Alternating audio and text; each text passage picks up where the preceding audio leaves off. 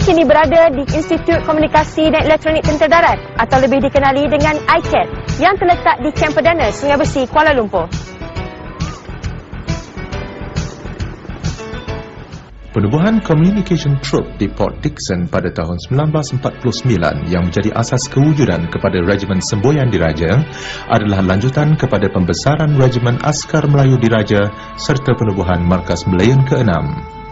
Sejajar dengan ini, Federation Signal ditubuhkan dengan rasminya pada 15 November 1952 dan mendiang Major General Datuk Leong Siu Meng menjadi anak watan yang pertama ditauliahkan sebagai pegawai dalam pasukan ini.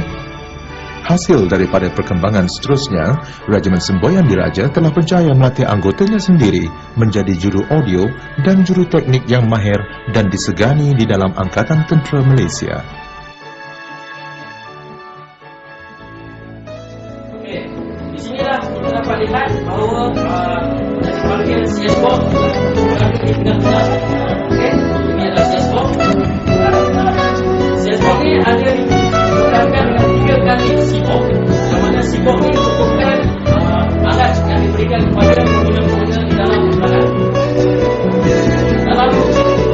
Ini adalah kelas pembelajaran bagi para penuntut dari Thread Teknik. Thread Teknik lebih kepada sistem pembaikan dan audio sistem.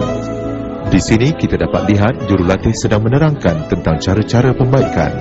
Setelah selesai jurulatih menerangkan secara teori kepada para penuntut, seterusnya mereka akan membuat latihan secara praktikal.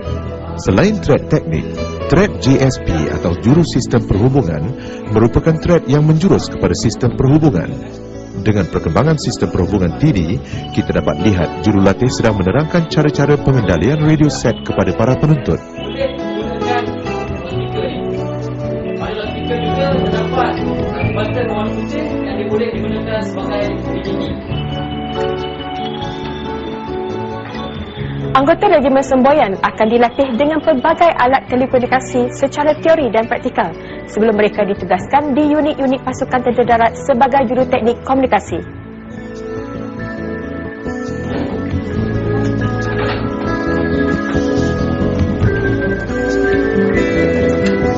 Seterusnya kita beralih kepada thread combat Semboyan. Thread ini mempunyai 4 cabang, iaitu store, talian, ED dan kenderaan. Di sini kita dapat lihat penuntut sedang membuat latihan praktikal merentang talian telefon semasa di medan. Di sini menunjukkan keadaan kawasan medan untuk membuat praktikal bagi semua jenis alat komunikasi yang digunakan oleh anggota RSD bagi tujuan mengadakan perhubungan di antara satu sama lain.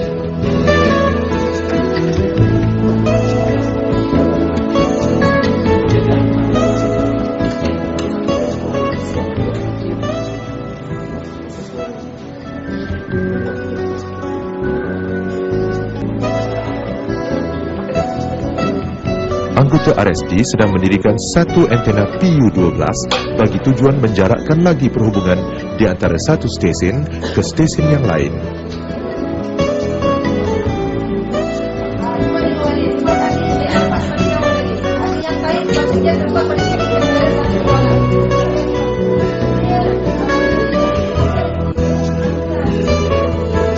Makmal DEMS atau Defense Electronic Messaging System. Tempat latihan secara teori dan amali ini melatih anggota dalam perhubungan data menggunakan peralatan komputer. Sistem yang telah dibangunkan oleh ATM ini berfungsi dalam penghantaran utusan bagi aspek pentadbiran dan logistik serta mempunyai rangkaian di seluruh Malaysia. Dengan adanya sistem ini, segala maklumat dapat disampaikan dengan cepat dan mudah.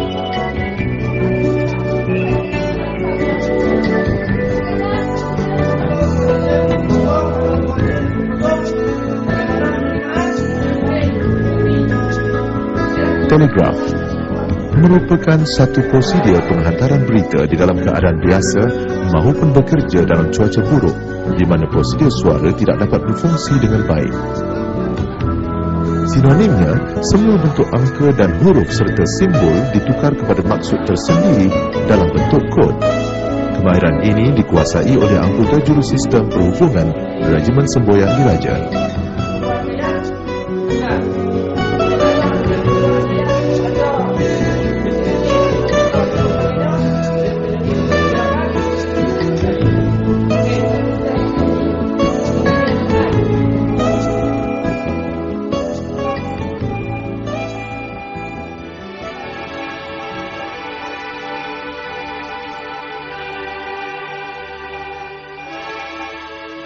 Kod Morse merupakan kod antarabangsa yang digunapakai di seluruh dunia.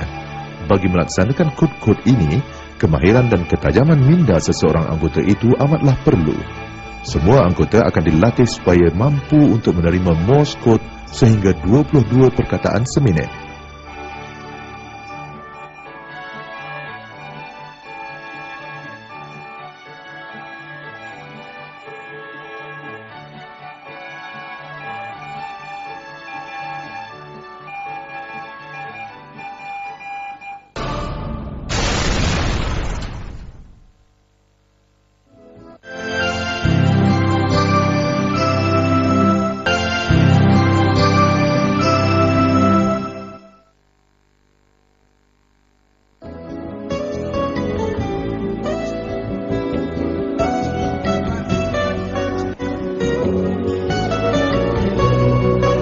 Sabinik suka kepada Vito 2. Okey, faham? Faham? Setelah selesai jurulatih menerangkan secara teori kepada para penuntut, seterusnya mereka akan membuat latihan secara praktikal. Dapat dilihat di sini, sebuah kemah digunakan oleh anggota RSD untuk dijadikan salah satu stesen bagi tujuan perhubungan melalui pelbagai jenis alat komunikasi yang digunakan buat masa kini. Beginilah cara pengantaran berita melalui peralatan radio set jenis jarak dekat dengan menggunakan prosedur suara dan kod Morse. Di sini, pasukan RSD telah mengalami perubahan zaman dari penggunaan suara kepada penggunaan digital HF System 3000 Sky Fast dan VHF PR4G Fastnet, penghantaran jenis email, dan dilihat anggota RSD menggunakan peralatan radio set jarak jauh HF dan VHF untuk menghantar mesej dan berita. Selaras dengan pembangunan sistem perhubungan komunikasi tentera darat, penggunaan Satcoms komunikasi satelit yang merupakan alat perhubungan jarak jauh menampakkan kemajuan dan pembangunan komunikasi RSD. Di samping penggunaan peralatan radio set bagi penyampaian satu-satu maklumat, regimen ini menyediakan juga perhubungan secara terus, iaitu PUSCOM, di mana ianya boleh diadakan di dalam kemah ataupun di dalam kenderaan. Selain itu juga, talian telefon memainkan peranan yang cukup besar di dalam penugasan regimen ini.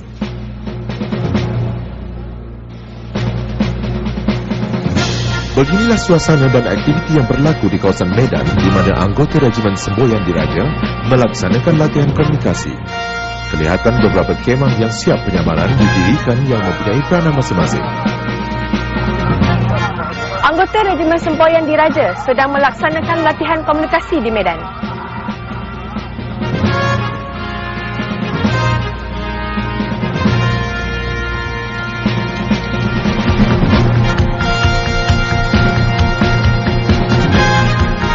Sebelum sesuatu rangkaian komunikasi ditubuhkan, antena perlu didirikan. Kita dapat lihat bagaimana dua anggota RSD bertungkus lumus mendirikan antena PU-12 sebelum mereka menubuhkan rangkaian komunikasi semasa di Medan. Cara pemasangannya betul dan kedudukan antena yang strategik membolehkan penubuhan rangkaian dibuat dengan cepat tanpa sebarang masalah. Setelah penubuhan rangkaian komunikasi dibuat, kemah markas taktikal yang berfungsi sebagai pusat operasi akan membuat panggilan pengujian ke atas semua penempatan untuk mengetahui keadaan rangkaian dari segi penghantaran dan penerimaan melalui panggilan suara atau mesej.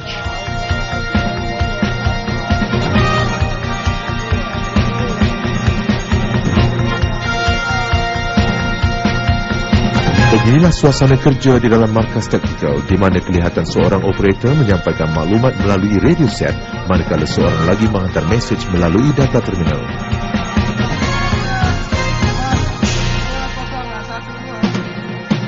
Saluran maklumat juga dibuat di kemah PUSCOM yang menyerupai kabin yang dilengkapi dengan peralatan komunikasi yang digunakan sebagai pusat penerimaan dan penghantaran mesej atau maklumat yang utama sebelum saluran maklumat atau berita disampaikan kepada pegawai atasan di markas taktikal.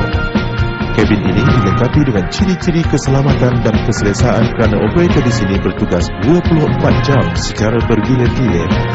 Masalah kesukaran komunikasi terjadi disebabkan oleh jarak perhubungan yang jauh antara penempatan. Stesen Rebro ditubuhkan bagi penyelesaian masalah tersebut, bertujuan menyambung dan memperluaskan rangkaian komunikasi. Kenderaan Land Rover FFR diperlukan untuk penubuhan stesen Rebro kerana penempatan stesen tersebut adalah di kawasan tanah tinggi seperti puncak bukit dan gunung. Selain perhubungan menggunakan peralatan radio set, peralatan perhubungan yang lain yang digunakan semasa di Medan adalah telefon medan. Setiap penempatan disediakan VLC 2.0